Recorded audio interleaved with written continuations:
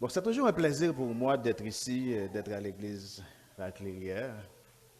Et c'est toujours un plaisir pour moi de vous accompagner pour jouer de la musique.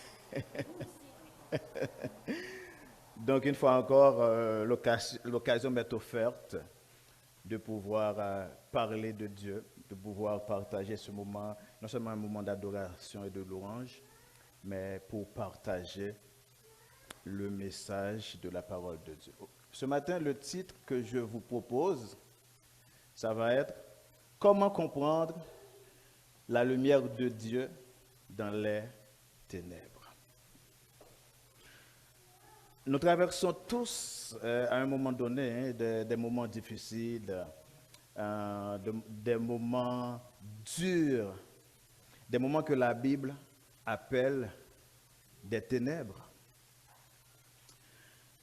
Mais je dois vous avouer aussi qu'avant même de continuer, qu'en préparant ce message, je me suis rendu compte que c'est la suite. C'est une suite au dernier message que j'avais prêché la fois dernière. Est-ce qu'il y a quelqu'un qui se souvient du titre? Je vais voir si... bon, pas de problème. Je vous demanderai de changer pour moi. OK, c'est correct pour le moment. Eh bien, le titre, c'était Notre Dieu agit en silence. Ou du moins, le silence de Dieu n'est pas son abandon. Quand on prie à Dieu, on n'a pas de réponse. Et bien aujourd'hui, en préparant ce message, je me suis rendu compte que c'est comme faire un suivi.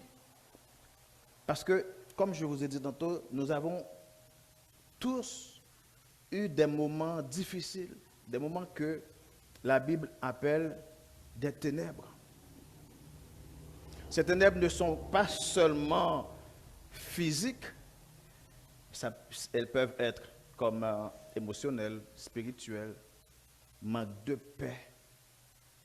Donc, comment on définit les ténèbres? Les ténèbres, c'est comme ordinairement c'est au pluriel. Les ténèbres sont toute situation physique, émotionnelle ou spirituelle qui prive l'être humain de la paix. Toute situation qui prive l'être humain de la direction, parfois on ne sait pas où aller, d'espérance ou de joie. Il y a des gens qui vivent sans espérance, sans joie. Et les ténèbres se manifestent par la souffrance, par la peur, le péché, la confusion, les injustices, les déceptions ou les préoccupations. Mais lorsque Dieu intervient, sa lumière dissipe les ténèbres. Lorsque Dieu intervient, sa lumière redonne une direction, une nouvelle espérance et révèle sa présence au milieu de l'épreuve. Voilà pourquoi que ce matin, on dit comment comprendre la lumière de Dieu dans les ténèbres. Comme je viens de le dire, les ténèbres peuvent prendre plusieurs formes. Une maladie qui bouleverse notre vie, une perte d'emploi, des gens qui perdent leur emploi. Et puis ça va fragiliser la famille, toute la famille, les injustices. Il y a des souffrances émotionnelles, des inquiétudes. Tout ça font partie des ténèbres. Et voilà pourquoi que notre premier verset, je suis la lumière du monde. Celui qui me suit ne marchera pas dans les ténèbres, mais il y aura de la lumière, de la vie. Est-ce que vous croyez en ça ce matin? Ce matin, je suis venu vous rappeler que Dieu ne nous promet pas l'absence des ténèbres. Ça, c'est un point, c'est ça qui va faire toute la différence. Dieu n'a jamais promis que nous n'aurions jamais de ténèbres. Hein? Mais sa promesse c'est qu'il sera avec nous. Ça, c'est la différence. Voilà pourquoi dans Ésaïe 43, verset 2, il a dit, « Si tu traverses les eaux, je serai avec toi, et les fleuves, ils ne te submergeront point. Si tu marches dans le feu, tu ne te brûleras pas et la flamme ne t'embrasera pas. On aurait pu citer d'autres versets. Et regardez ici, Dieu n'a pas dit tu ne traverseras pas les eaux. Il n'a pas dit ça. Il n'a pas dit tu ne passeras jamais par les eaux. Mais il a dit si tu traverses les eaux, je serai avec toi. Ça, c'est la différence. Voilà pourquoi que le psalmiste va dire dans Psaume 23, verset 4e, quand je marche dans la vallée de l'ombre de la mort, je ne crains aucun mal. Pourquoi? Parce que Dieu est avec. Ce que Dieu nous promet, c'est sa présence. Et ce matin, je suis venu vous dire que oui, les difficultés, on peut en avoir. Oui, les ténèbres, on peut en avoir sur notre route. Dieu n'est pas un Dieu pour mentir. Il n'a jamais dit que nous n'aurions pas de difficultés. Mais il a dit, je serai avec vous. Si tu traverses les eaux, je serai avec toi. Parce que tu auras à traverser des eaux. Ok. On m'a fait signe d'arranger quelque chose. Il n'y a personne qui me le dit, mais ma femme me le dit. Merci. Donc, remarquons que Dieu l'a bien dit. C'est comme Jésus avait dit, si quelqu'un veut me suivre, qu'il se charge de sa croix. Parce que la croix, à ce moment, représentait toutes sortes de difficultés, des ténèbres. Charge ta croix et suis-moi. C'est ce que j'aime avec l'Évangile. L'Évangile ne manipule pas. Il n'a jamais dit que tout serait parfait. Mais Dieu nous a fait une promesse à laquelle nous pouvons croire. Je serai avec vous. Peut-être vous vous êtes trouvé dans une situation de non-confiance. Et vous priez longtemps et vous ne voyez pas encore la délivrance.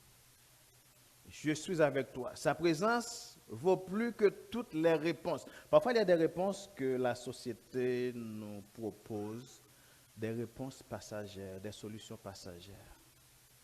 Des solutions qui nous font croire que tout est correct, tout est parfait. Et puis, après quelque temps, on se rend compte qu'on est dans la déception. Maintenant, quand on croit en Dieu, quand on croit en cette puissance, en la promesse de Dieu, nous ne serons jamais déçus. Je serai avec vous. Tous les moments difficiles, nous cherchons souvent les réponses immédiates. En fait, ça aussi, c'est un problème. Parfois, nous cherchons des réponses immédiates. Nous sommes dans... Notre société nous met dans ce qu'on appelle l'immédiateté de la consommation, l'immédiateté du plaisir. On a besoin de la nourriture, Uber Eats, et dans moins de 30 minutes, la nourriture est prête. Tout ce qu'on a besoin. Longtemps, il faudrait envoyer des lettres pour la communication. Maintenant, avec un appel téléphonique, quel que soit l'endroit où on est dans le monde, on peut communiquer. C'est bien. C'est bien. Donc, ça crée en nous l'idée que Dieu devrait fonctionner comme ça. Ce n'est pas comme ça. Dieu ne fonctionne pas comme ça. Savez-vous pourquoi? Parce que parfois, Dieu sait mieux que nous ce qui est bon pour nous. C'est comme j'ai mes deux enfants là qui sont petits. Ma fille, elle a 5 ans, elle veut déjà conduire. Elle veut que je l'achète sa voiture pour conduire. Hein? Elle me le demande. Est-ce que c'est pas parce que je ne pouvais pas l'offrir une voiture. Ce n'est pas parce que je ne voudrais pas. Mais l'heure n'est pas encore arrivée pour qu'elle conduise, pour qu'elle puisse conduire. Voilà, parfois Dieu attend les bons moments pour nous délivrer de quelque chose. Parfois Dieu attend le bon moment pour nous donner une réponse. Mais parfois en nous comparant avec les autres, avant, pourquoi lui, il a sa réponse? Pourquoi lui, il a eu la job? Pourquoi lui ou bien elle? On ne peut pas se comparer aux autres. Dieu agit en son temps, au bon moment. Et il sait, il connaît mieux que nous autres le parfait moment pour nous donner une réponse.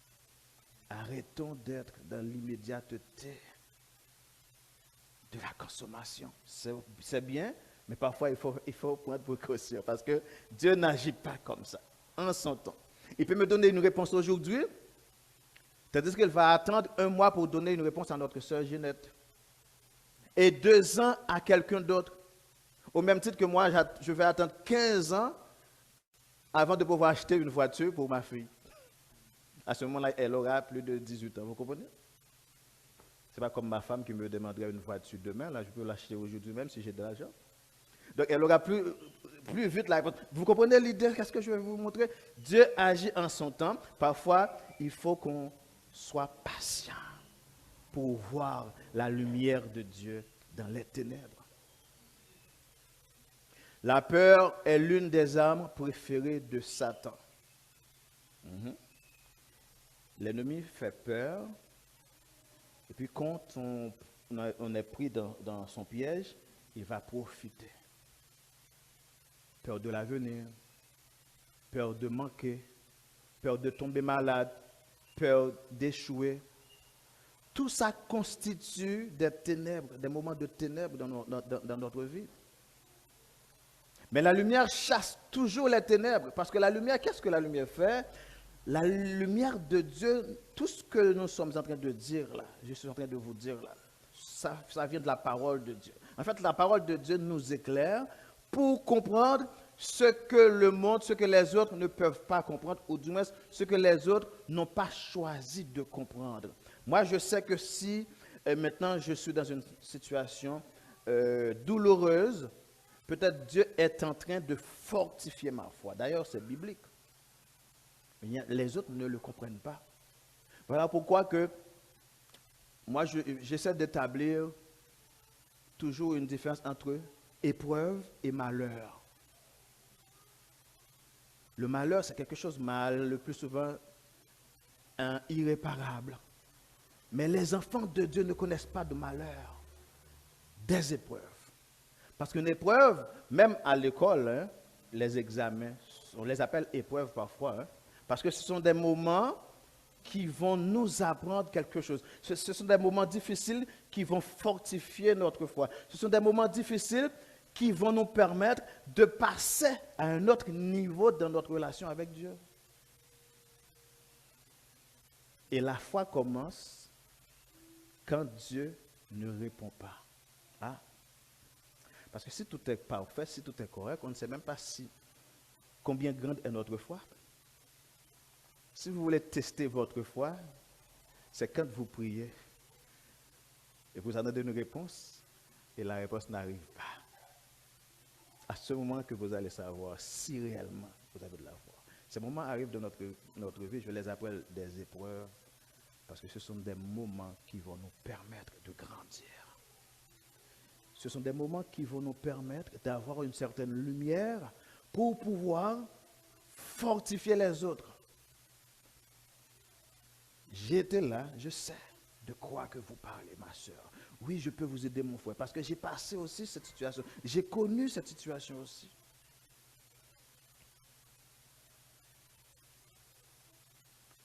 Je sais que les difficultés créent souvent de la confusion. Nous voulons connaître toute la route, mais Dieu nous montre souvent seulement le prochain pas. En fait, ici, dans le psaume 119, la parole de Dieu éclaire notre chemin. Ta parole est une lampe à mes pieds et une lumière sur mon sentier. Savez-vous cette parole de qui? Psaume? David.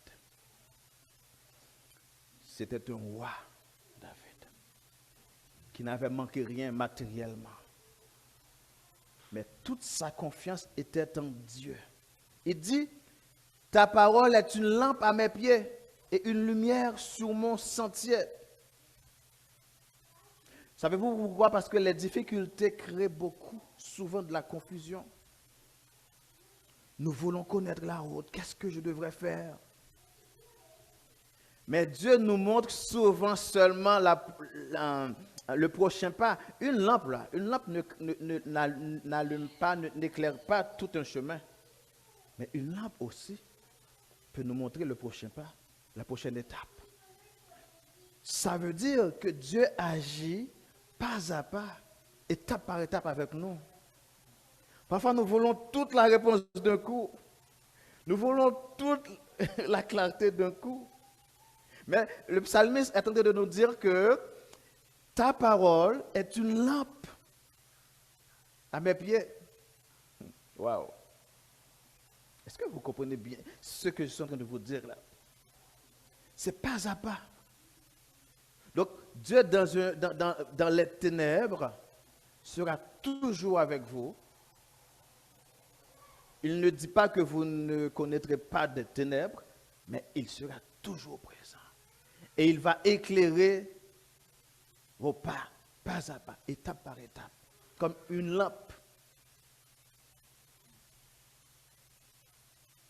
La lumière de Dieu transforme nos blessures en témoignages. Connaissez-vous quelqu'un comme qui s'appelait Joseph? Vous savez, parfois nous sommes dans une situation, comme je viens de le dire, c'est une situation qui est venue sur notre route pour créer un témoignage pour les autres. Parce qu'il ne faut pas oublier que nous sommes des modèles. Nous les chrétiens. Dieu, les modèles ne veulent pas dire que nous sommes meilleurs. Hein? Je ne prétends pas que nous, les chrétiens, nous sommes meilleurs que les autres qui ne le sont pas. Mais quand même, la parole de Dieu qui est en nous fait que nous sommes des modèles de témoignage. Les disciples sur le chemin d'Emmaüs étaient découragés. Vous connaissez cette histoire, hein? Ils pensaient que tout était terminé. Mais lorsque Jésus leur explique les Écritures, leur cœur commença à brûler. La parole, la lumière de la parole avait dissipé leur découragement. Dissiper veut dire éliminer, chasser leur découragement. La lumière de Dieu transforme nos blessures en témoignages et nous savons du reste que toute chose concourt au bien de ceux qui aiment. Romains 8, 28. Toute chose concourt au bien de ceux qui aiment Dieu. Il y a des situations dans lesquelles vous vous trouvez, aussi douloureuses qu'elles soient, mais ce sont des situations qui vont permettre une déviation et vous prenez une autre direction et que celle-là va se trouver ta solution, ta réussite. Toute chose concourt au bien de ceux qui aiment Dieu. Dieu ne provoque pas toutes les souffrances. Hein. Ça ne veut pas dire aussi non plus que Dieu, c'est Dieu qui a provoqué les souffrances. Non. Mais il peut toutes les utiliser. Voyez-vous la différence? Dieu ne provoque pas des souffrances. Mais il peut les utiliser en notre faveur. Joseph fut vendu par ses frères. Il fut accusé injustement. Il connut la prison. Il n'a rien fait. Pourtant, des années plus tard, il déclara, « Vous aviez médité de me faire du mal. Dieu l'a changé en bien. » Ah, il faut que je répète cette parole. Vous aviez médité de me faire du mal, mais Dieu l'a changé en bien. Les hommes voient une tragédie, Dieu voit une préparation. Parfois, là où on voit une stratégie, Dieu voit une préparation. Les hommes voient une fin, Dieu voit un commencement. Parfois, quand un médecin dit point final, il n'y a plus d'espoir, Dieu peut changer la situation en témoignage. Parfois, quand tes amis t'abandonnent, lui, il ne va rien régler. Dieu peut changer cette situation en témoignage. Quand les hommes voient une fin, Dieu voit un commencement. La lumière de Dieu dans les ténèbres. Souvent, les plus beaux témoignages naissent des plus grandes épreuves. Ne dites jamais que, bon, pourquoi moi? Parfois, il y a des situations qui nous font nous demander, mais pourquoi moi? Demandez plutôt, Seigneur, que veux-tu accomplir à travers cette épreuve? C'est un conseil que je vous apporte ce matin. Quand vous rencontrez des épreuves, ne dites pas, mais pourquoi moi? Parce qu'en disant pourquoi moi, si vous regardez bien, parce qu'il y a toujours un message dans un message. En disant pourquoi moi, savez-vous ce que vous dites en réalité? Ça devrait arriver à l'autre, mais pas à moi. Pourquoi c'est pas l'autre? Mais peu importe la personne, il s'agit d'une souffrance. Donc, au lieu de dire pourquoi moi, dites de préférence, que veux-tu accomplir dans ma vie à travers cette épreuve? Savez-vous que Dieu aime l'humilité? Quand notre humilité est sincère auprès de Dieu, pas de fausse humilité. Ce sont des moments où on va se mettre, on va chercher un moment à part, un moment de qualité pour parler à son Dieu. Ne demandez pas pourquoi moi, mais Dieu, que veux-tu m'enseigner à travers cette épreuve? Que veux-tu accomplir dans ma vie à travers cette épreuve? Et vous allez voir, quand notre cœur est ouvert à la compréhension, Dieu va nous montrer la lumière. Dieu va nous montrer le chemin. Parce qu'il ne nous abandonnera jamais. Il sera toujours avec nous. Toutes les lumières du monde finissent par s'éteindre. Savez-vous ce que j'aime? On a chanté un cantique ce matin. Les guerres disparaîtront, les lumières, tout ça. On l'a fait. Tout. C'est comme si en écoutant le cantique, j'aurais senti comme des paroles de mon message dans le cantique qu'on vient de chanter. Et j'ai compris que Dieu est en train d'œuvrer. Dieu a voulu que ce message se passe aujourd'hui. Parce que ça s'est passé aussi. Il y a certains points dans mon message qu'on a sauvés dans les cantiques qu'on a chantés tantôt. Les richesses peuvent disparaître. Les amis peuvent partir. La santé peut faiblir. C'est normal. On n'aime pas ça, mais c'est normal. Mais Jésus demeure. La parole de Dieu demeure. Il est la lumière qui ne s'éteint jamais. Quand Lazare mourut, Jésus apporta la vie. Quand Pierre commença à couler, Jésus tendit sa main.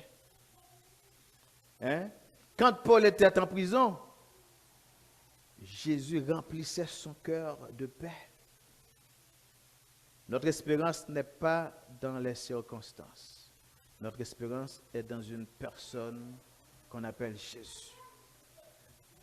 Notre espérance n'est pas dans les circonstances.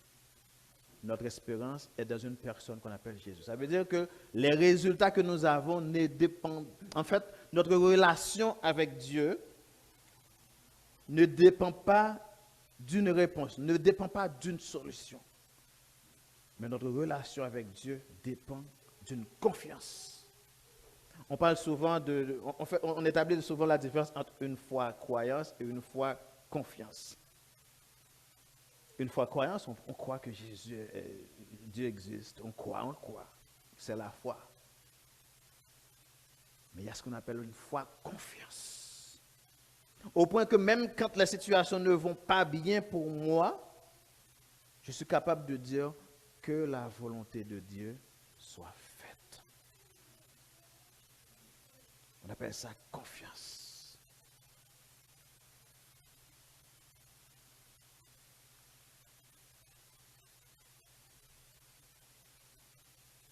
L'Éternel est ma lumière et mon salut.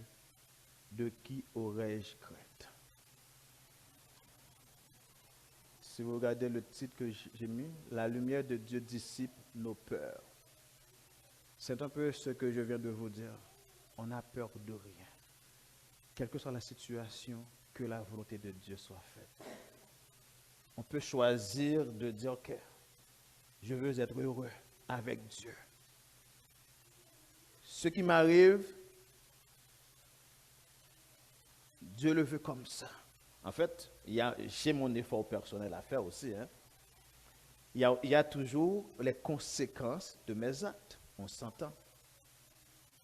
Mais Dieu, dans son amour infini, malgré le fait que il y a beaucoup d'erreurs que nous avons commises, il va quand même nous pardonner. Il sera quand même avec nous, surtout quand nous prenons conscience de ce que nous avons fait. Il ne nous abandonnera pas. Ce sont des hommes qui vous condamnent parce que vous avez un dossier criminel. Parce que vous avez fait... Oui, il y a des conséquences pour ça. Mais Dieu, dans son amour, quelle que soit l'erreur que vous avez commise, il t'attend. D'ailleurs, ça résume ce qu'on appelle cette triade qu'on appelle création, chute, rédemption. L'évangile pourrait se résumer en ces trois mots. Création, chute, rédemption. Dieu a créé un monde parfait. Vous connaissez l'histoire, il y a eu la chute, l'homme a péché. Depuis ce temps, Dieu cherche toujours l'homme. Il a envoyé son fils. C'est lui qui a pris l'initiative. Hein? C'est son initiative. Création, il y a eu la chute et la rédemption en Jésus. Quand on comprend ça, on va aussi supporter les autres qui ont commis des erreurs, les autres qui sont tombés. On va les encourager à s'élever. Même si on me dit que cette femme, c'est une prostituée, ok. On la rencontre, on l'entend, on l'écoute. Parfois, il faut être à l'écoute des autres aussi.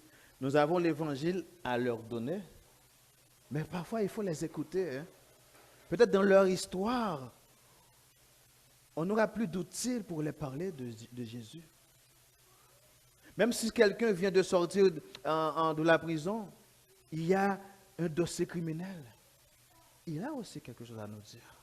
Il faut les écouter. Waouh! C'est Dieu. Ça, c'est un modèle. C'est ça que je disais tantôt, c'est le modèle de Jésus-Christ. Dieu nous a appris ça. Savez-vous, ça, avant de dire ça, quand on a amené la femme dans Jean 8, verset, est-ce que, je vais juste chercher ce verset. Ok, je vais retourner avec ce verset. Il y a quelque chose. Jean 8, verset, je pense que je vais terminer. Jusqu'à quelle heure j'ai? Et demi? Ok. Jean 8, verset 12, B. Je suis la lumière du monde.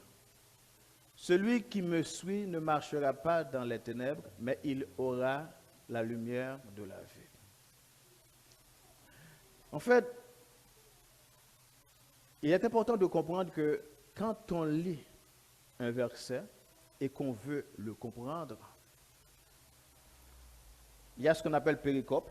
Okay? Péricope, c'est un groupe de versets qui nous permet de comprendre le contexte.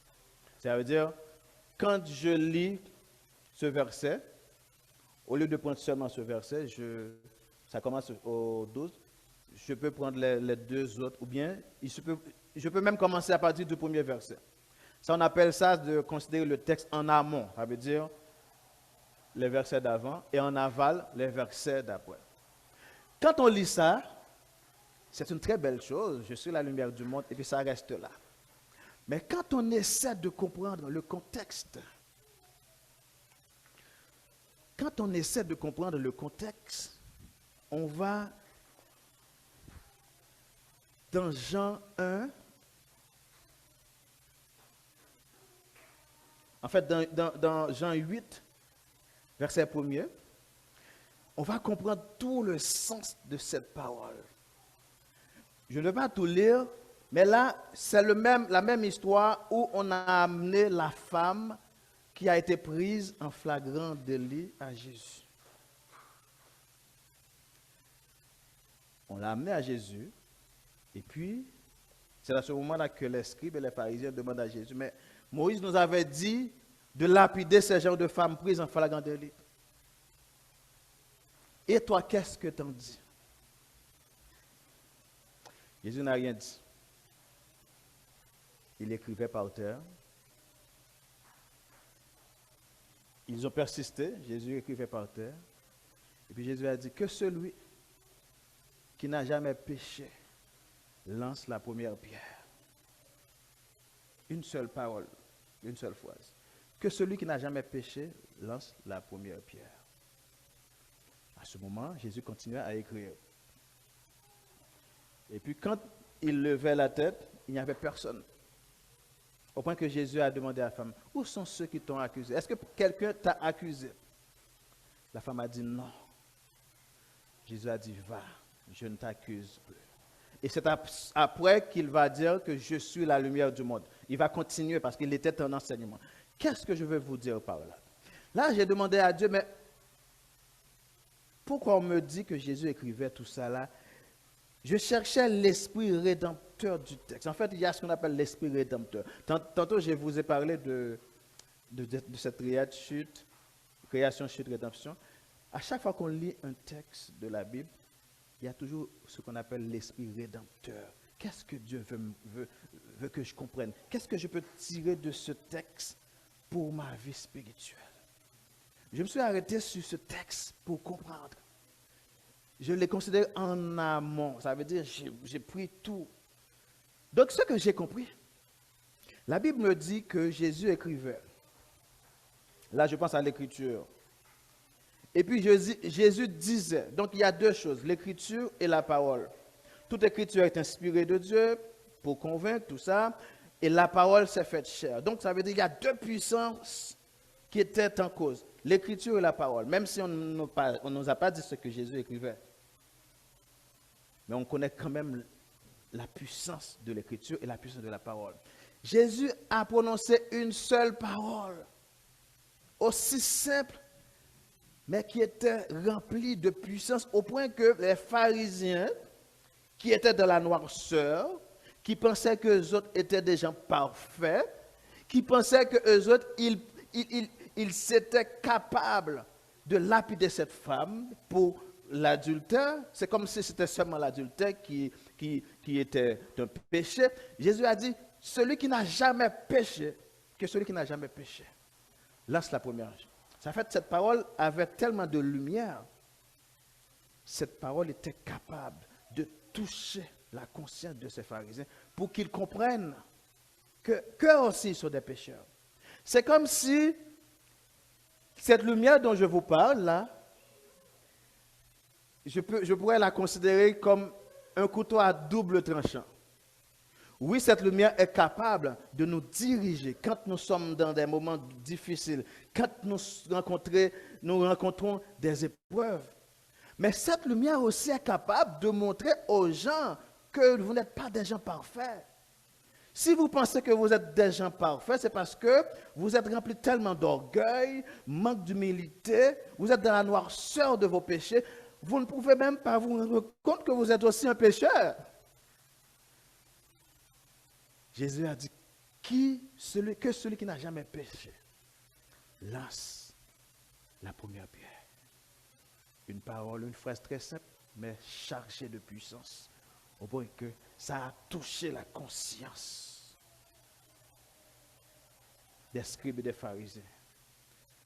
Ce que je suis en train de vous dire ce matin, la lumière de Dieu n'est pas là seulement pour nous montrer le bon chemin. Oui, c'est vrai.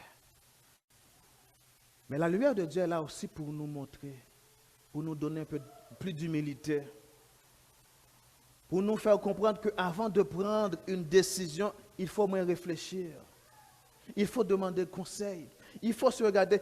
Ce que je vous l'ai dit tantôt, je ne peux pas regarder l'autre pour commencer à le condamner, à le critiquer. La lumière me montre que moi aussi je suis un pécheur. Qui suis-je pour pouvoir lapider une femme prise en flagrant délit? D'ailleurs, on peut voir l'injustice était évidente. Où est l'homme? L'adultère, ça se commet à deux. Mais pourquoi on a amené seulement la femme? Parce que c'était des hommes qui étaient pris dans leur noirceur, qui n'avaient pas de lumière pour comprendre que c'était une tradition. La justice est faite pour les hommes, elle est aussi faite pour les femmes. Et j'aurais aimé que ce genre de message soit prêché un petit peu plus au Québec, parce que je suis conscient qu'il y a eu tellement de mauvaises interprétations, de manipulations. Si on refuse l'évangile, ce n'est pas parce que réellement on a un problème avec Jésus.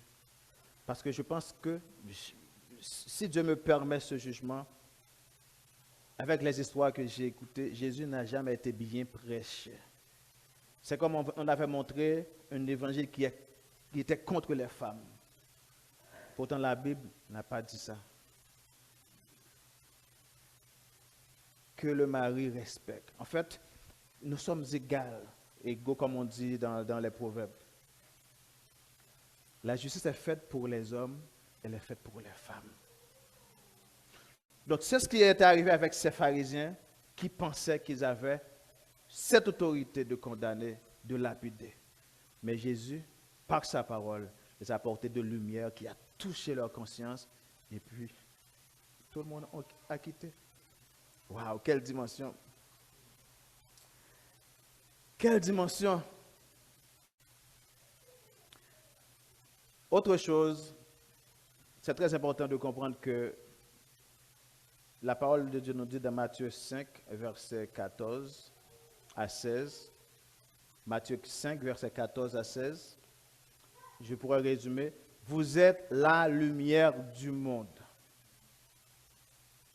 Il y a des gens qui ont mal compris ce verset. La lumière du monde ne veut pas dire que je suis parfait et les autres qui ne connaissent pas Dieu ne le sont pas. Non.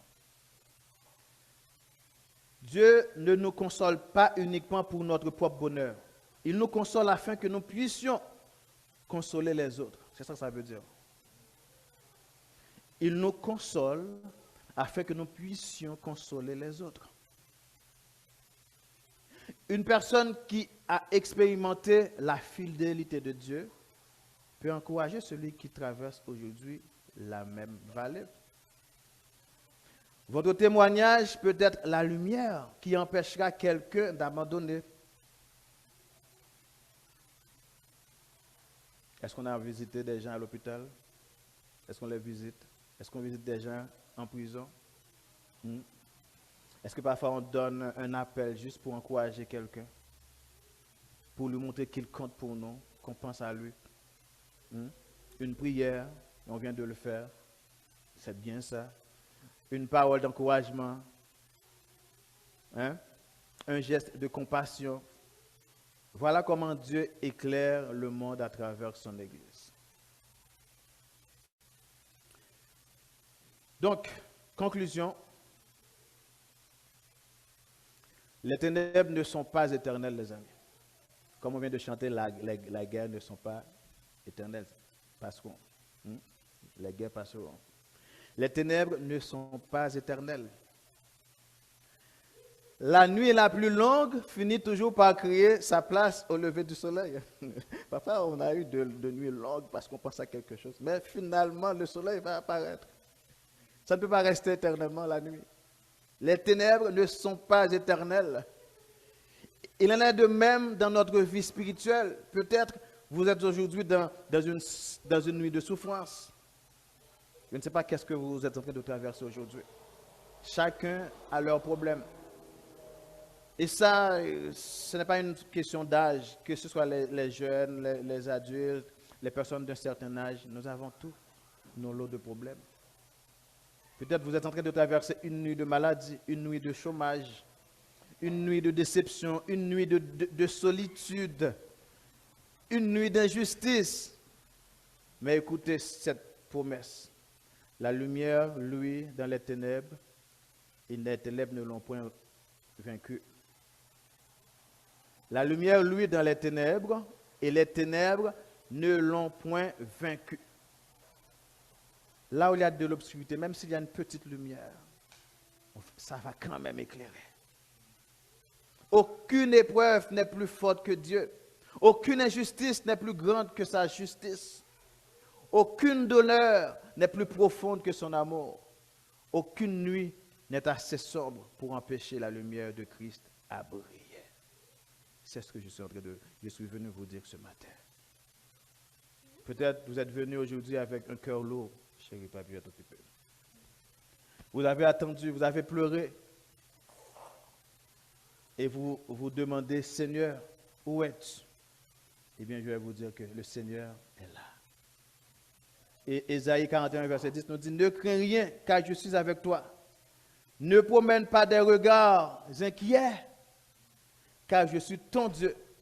Je te fortifie, je viens à ton secours, je te soutiens de ma droite triomphante. Ne laissez pas les ténèbres définir votre avenir. Votre confiance. Ok, chérie, va puis aller. Ne laissez pas les ténèbres définir votre avenir. Votre relation avec Dieu ne dépend pas d'une solution. Une solution, c'est pour un moment. Mais la parole de Dieu, l'amour de Dieu, l'espérance de Dieu, c'est pour toujours. Et cela durera éternellement.